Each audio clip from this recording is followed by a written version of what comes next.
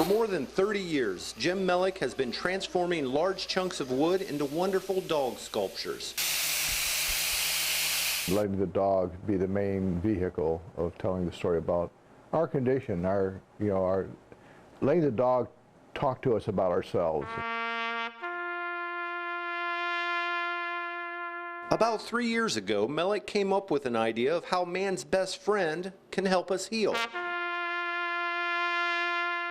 By using this medium of wounded military working dogs to raise awareness of the same types of injuries our human wounded warriors are afflicted with.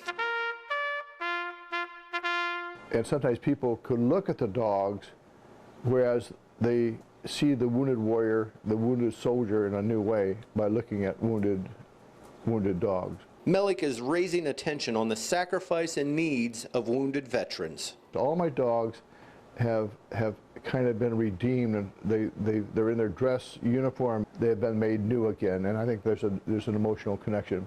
They didn't get their legs back, but they have this nobility about them, is what I'm trying to express.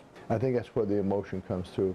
The eye is sort of the window to the soul. The attention to detail on each piece includes a campaign ribbon on the collar. So each of the dogs represents the different conflicts. The earliest one I had was World War II.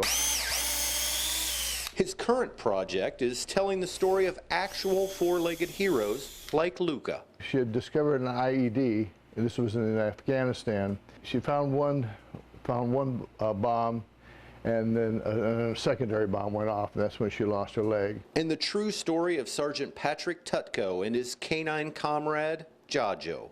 They were targeted in Afghanistan with a remotely detonated, improvised explosive device. But the real art takes place by the people and the stories and the interactions that I have after the fact. It's not theater. I mean, this is reality, and they're telling their real stories. Jim Mellick and his wounded warrior dogs will be telling their stories in downtown Marysville the entire month of July.